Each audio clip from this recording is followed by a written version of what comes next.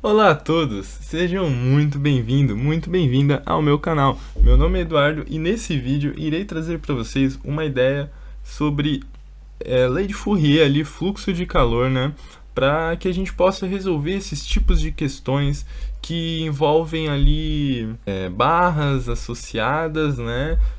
Como a gente consegue resolver isso de uma forma bem bacana, certo? Utilizando ali uma analogia com eletrodinâmica. Bom, vamos para o enunciado então.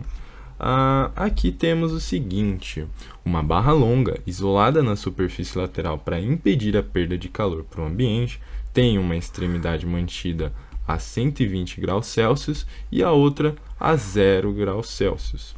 A barra é composta de diferentes materiais e diferentes formatos, como mostrado na figura. No regime permanente, determine a temperatura em P na junção das barras. Bom, então a gente vai ter o quê? Que P é esse ponto aqui, né? O ponto aqui onde tem justamente a junção dessas barras. Ele dá aqui as relações, né, pra gente, entre o K2 e o K3 aqui, né? A relação entre o K2 com o K1 e K3 com o K1. Como que a gente resolve esse tipo de questão, né? Bom, daria sim para resolver apenas por lei de Fourier e tudo mais, mas tem uma ideia muito bacana que utiliza assim a lei de Fourier em analogia eletrodinâmica, que usa aqui o que a gente diz a resistência térmica, né? Basicamente, o que seria essa resistência térmica? Dá para se entender isso como sendo uma analogia mesmo com os resistores. Como assim? Bom, a gente tem o seguinte: a gente sabe da primeira lei de Ohm que, tendo um resistorzinho com resistência R, né, e passando uma corrente Izinho, isso vai nos retornar uma DDP-U, né, e a gente relaciona a DDP com o produto entre a resistência e a corrente, certo? A gente consegue então obter a corrente a partir dessa lei, né, sabendo a DDP e a resistência. Já para a resistência térmica, eu vou desenhar aqui como sendo um resistor, mas é como se fosse a barra mesmo. Só que a diferença é o seguinte, que em vez de a gente ter uma diferença de potencial elétrico, a gente vai ter a diferença de temperatura agindo aqui como a nossa diferença de potencial, digamos assim, certo? E a corrente, em vez de ser um fluxo de carga, vai ser um fluxo de calor, que é justamente o nosso fluxo de calor da lei de Fourier, certo? Porque aqui, em analogia à corrente elétrica, a corrente a gente imagina que são cargas, né, fluindo num certo tempo ali, né? Já para analogia aqui, para a gente trabalhar com resistência térmica, a gente imagina um fluxo de calor mesmo, né? Uma quantidade de calor em um intervalo de tempo, certo? Então, com isso, a gente vai ter o seguinte: em analogia, a gente vai ter então que a variação de temperatura vai ser a resistência térmica vezes a variação do fluxo, certo? Mas essa variação do fluxo a gente tem pela lei de Fourier, certo? A gente sabe que a lei de Fourier é o que? A condutividade térmica do material vezes a área da seção transversal desse material vezes a diferença de temperatura sobre o comprimento desse material. Basicamente, o que a gente vai fazer aqui é isolar o Δθ. Isolando o Δθ, então, a gente vai ter que L sobre a condutividade vezes a área vezes o fluxo de calor, basicamente a nossa então variação de temperatura. Fazendo então a analogia, a gente percebe o seguinte, que esse L sobre Ka é exatamente a nossa resistência térmica, né? Esse termozinho aqui, só deixa eu fazer um desenho um pouco melhorzinho aqui. Esse termo é a nossa resistência térmica. E qual que é a grande vantagem em trabalhar com essa ideia de resistência térmica? É justamente você poder fazer as mesmas associações que você faz com o resistor.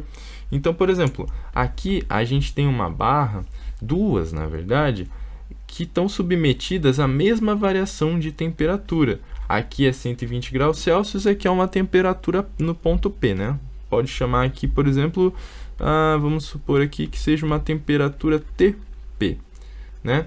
Perceba o seguinte, que essa barra ela está submetida a uma variação de temperatura dada em módulo por 120 menos Tp, e essa variação aqui também é 120 menos TP. Ou seja, eles estão em paralelo, né? É como se fosse em resistor mesmo. Você vai trabalhar como se fosse resistor. Isso é muito bom, porque aqui, nesse caso, a gente consegue então determinar a resistência térmica equivalente do nosso sistema, certo? A nossa resistência térmica equivalente do sistema, ela vai ser nada mais, nada menos do que a associação em série dessas duas barras, quer dizer, associação em paralelo, perdão, dessas duas barras, só que essas duas barras, por sua vez, está em série com a terceira, certo? Então a nossa resistência térmica vai ser o seguinte: em paralelo, a gente tem uma relaçãozinha meio direta para calcular a resistência equivalente. A gente poderia fazer sim que resistência térmica equivalente 1, por exemplo, é 1 sobre a resistência térmica da barra 1, mais 1 sobre a resistência térmica da barra 2. Mas a gente sabe, é um resultado relativamente conhecido, que quando duas barras, dois resistores estão em paralelo, para a gente calcular a resistência equivalente, basta a gente fazer então o produto pela soma, certo? Então, a resistência térmica de 1 vezes a resistência térmica de 2 sobre a resistência térmica de 1 mais a resistência térmica de 2. Isso vai dar para a gente a resistência equivalente entre essas duas barras aqui, a resistência térmica equivalente, certo? Porém, a gente quer a resistência térmica total, né? A resistência equivalente aqui desse sistema. Então, a gente ainda precisa fazer o quê? A gente precisa fazer a soma. Por quê? Porque está em série, entendeu? Então, com isso, a gente consegue a nossa resistência térmica equivalente, né? Como que a gente, então, vai determinar a resistência térmica de cada barra? Utilizando justamente essa relação que a gente chegou anteriormente. Bom, a resistência térmica 1, então, vai ser o comprimento da barra 1, que vale 2L, a condutividade térmica da barra 1, que vale K1, e a área da barra 1, que vale A, certo? A resistência térmica 2 vai ser o seguinte, vai ser também 2L sobre a condutividade térmica de 2 vezes a área da barra 2, que vai ser 2 vezes A, certo? Aqui no desenho a gente consegue obter essas informações. E a resistência térmica 3 vai ser o seguinte, da barra 3 vai ser o comprimento dela, que é L, a condutividade dela, que é K3, e a área transversal dela, que vai ser então a soma, né? Porque ela vai por toda essa extensão, ou seja, vai ser então 3A, certo? Só que a questão deu pra gente a relação, né, entre K2 com K1 e K3 com K1. Então vamos utilizar isso. Já vou substituir aqui diretamente para ficar mais rápido a resolução. Então vai ficar o quê? K2 vai ser 4K1, certo? Então aqui eu já vou apagar rapidinho e colocar que o K2 vai ser 4K1. O K3 vai ser quanto? Vai ser 3K1, certo? Ali do enunciado a gente tem que isso, o K3 vale 3K1, né? Então fazendo algumas simplificações aqui, esse 2 vai embora com esse 2. Aqui vai ficar então 4K1 vezes A, né? E aqui na resistência 3, esse 3 multiplicado por 3 vai dar 9, né? Então basicamente aqui as nossas resistências térmicas estão estabelecidas em função de L, K1 e A, né? Então, vamos aqui fazer as continhas para obter, então, finalmente a nossa resistência térmica equivalente. Eu vou substituir aqui os valores e vocês vão ver como vai ficar.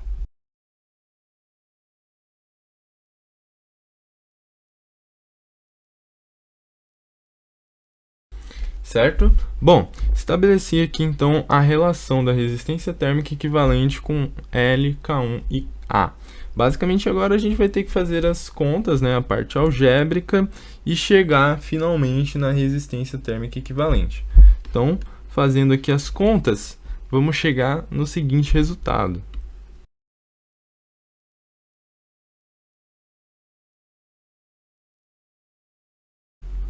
Bom, chegamos então finalmente à nossa resistência térmica equivalente, sendo então L sobre 3K1 vezes A. Então, chegando aqui na resistência térmica equivalente, o que a gente faz, né? Bom, a gente vai então encontrar o fluxo aqui, né, obtido na barra 3.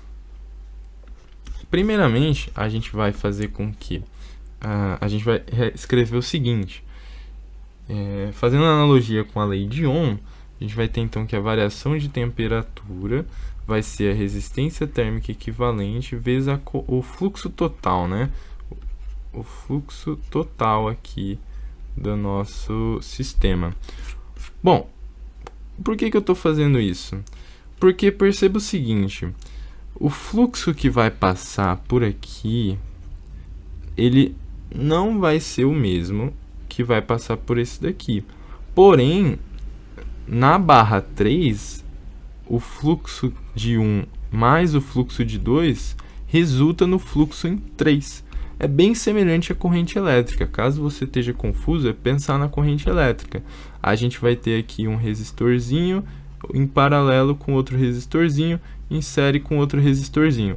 Uma corrente aqui I1 vai passar por esse daqui, uma I2 vai passar por esse daqui, mas pela lei dos nós a gente sabe que aqui vai passar I, né, que é a soma de I1 com I2. É basicamente isso então que vai acontecer, certo? E a estratégia então vai ser encontrar essa corrente I e aplicar de novo aqui que a variação de temperatura é a resistência térmica vezes a variação de fluxo, certo? Para a gente obter finalmente a variação de temperatura. Bom, a gente vai ter o seguinte então, a variação de temperatura é 120 menos 0, que é basicamente 120, né? Não precisa se preocupar, a variação em graus Celsius é igual à variação em grau Kelvin, tá tudo tranquilo. A resistência térmica equivalente é L sobre 3K1 vezes A, e o fluxo aqui total, então, vai ser dado por... O fluxo total vai ser 120 vezes 3K1 vezes A, tudo isso sobre L, certo? Bom, então a gente vai ter agora que a gente chegou finalmente no resultado da nossa corrente térmica ali, né? Do fluxo de calor. Com isso, então, a gente vai aplicar essa relaçãozinha aqui, olha, nessa barra, beleza? Chegando então na seguinte relação, que a variação de temperatura na barra 3 vai ser a resistência térmica em 3 vezes o fluxo total, né? E aí, então, a gente vai simplesmente substituir aqui, porque a variação de temperatura, então, vai ser a temperatura do ponto P menos 0, só que o 0 aqui é desconsiderado, né? E a resistência térmica 3 vai ser o quê? Vai ser basicamente o comprimento da barra 3, que é L, a condutividade da barra 3, que é 3K1, vezes a área, que é 3A, né? A área da seção transversal. E o fluxo, então, vai ser quanto? Vai ser 120 vezes 3K1 vezes A sobre L. Olha que beleza, fazendo isso, a gente vai ter então que o 3K1 cancela com 3K1, A cancela com A, o L cancela com L, e no final das contas a gente vai obter então que a temperatura no ponto P vai valer 120 dividido por 3, que é 40 graus Celsius, certo? Bom, então basicamente essa é a ideia por trás ali de trabalhar com resistência térmica, certo?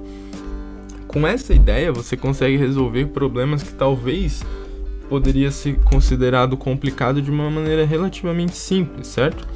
Você poderia talvez, se tivessem mais barras ali e tudo mais, era só você considerar como se fosse realmente ali uma analogia com a eletrodinâmica, certo? Bom, mas então é isso, galera. Espero que vocês tenham gostado aí desse vídeo. Se vocês gostaram, clique em gostei. Se vocês não gostaram, clique em não gostei. Deixa aí nos comentários, né, sugestões. E eu vou indo nessa. Fui!